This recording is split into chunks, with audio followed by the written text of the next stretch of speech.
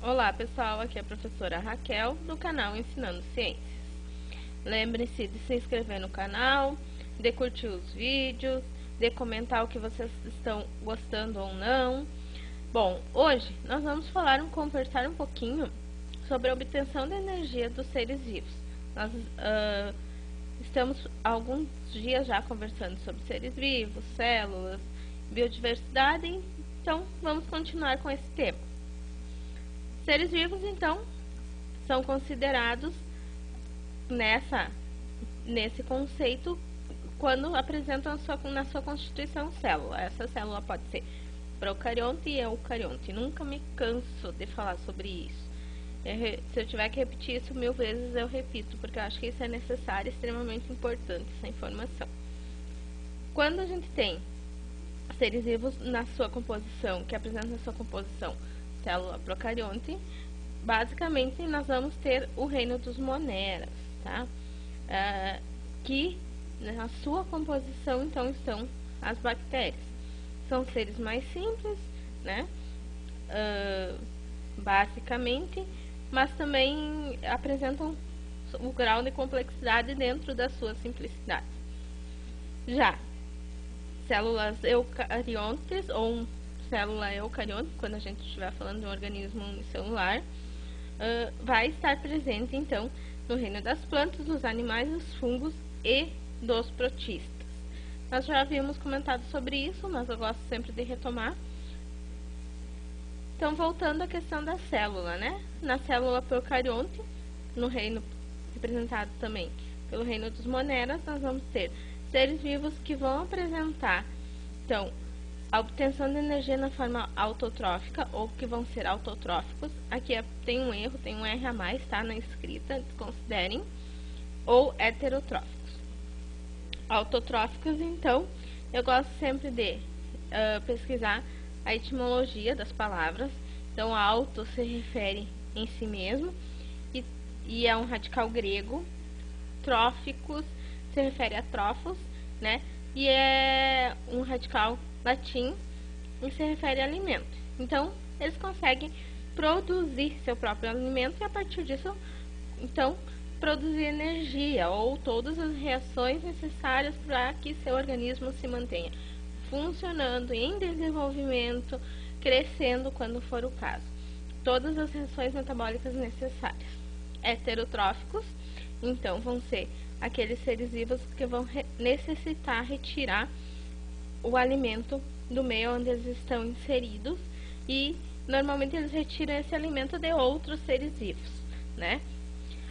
Eles não conseguem produzir seu próprio alimento, eles retiram esse alimento, inserem esse alimento dentro do seu organismo de alguma forma, fazem muitas vezes a quebra dessas misturas de substâncias ou substâncias que estão ali presentes nesse alimento, e a partir dessas quebras consegue fazer a obtenção de energia para o seu organismo funcionar e ocorrer todas as reações metabólicas também necessárias para a sua sobrevivência e seu desenvolvimento.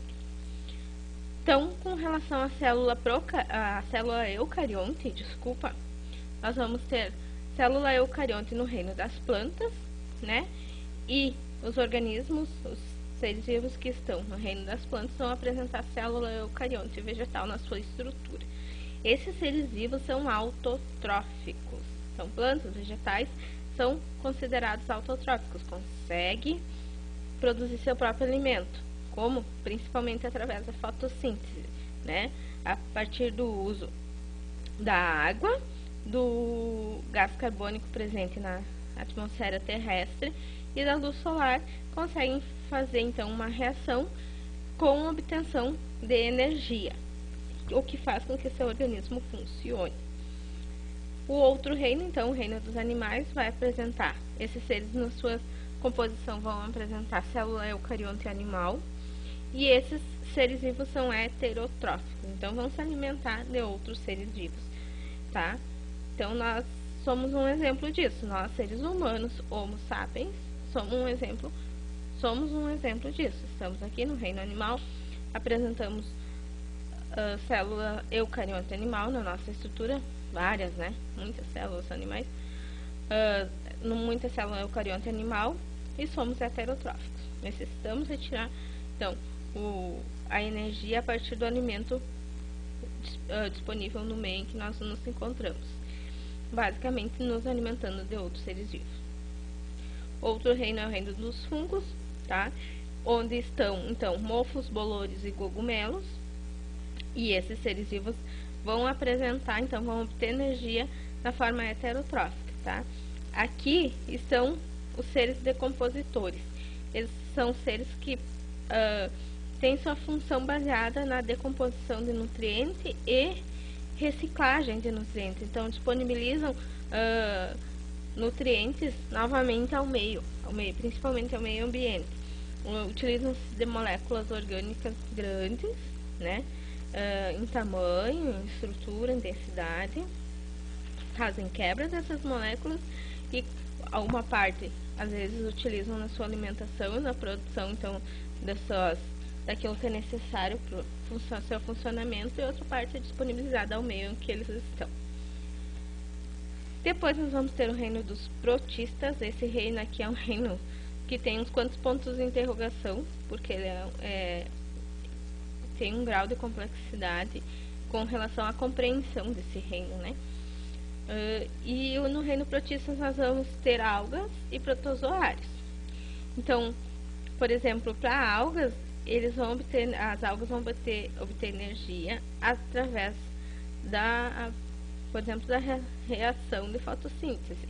Então, elas podem ser autotróficas. Já os protozoários vão precisar usar o meio onde eles estão para obter alimento, então eles vão ser heterotróficos, tá? Então, esses seres, aqui a gente tem dois tipos de obtenção de energia nesse reino aqui.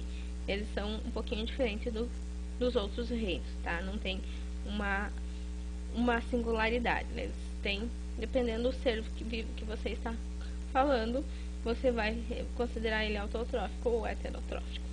Um pouquinho mais complicado, tá? Pessoal, então, era o que eu tinha hoje. Não esqueçam de se inscrever no canal e acompanhar minhas postagens. Valeu!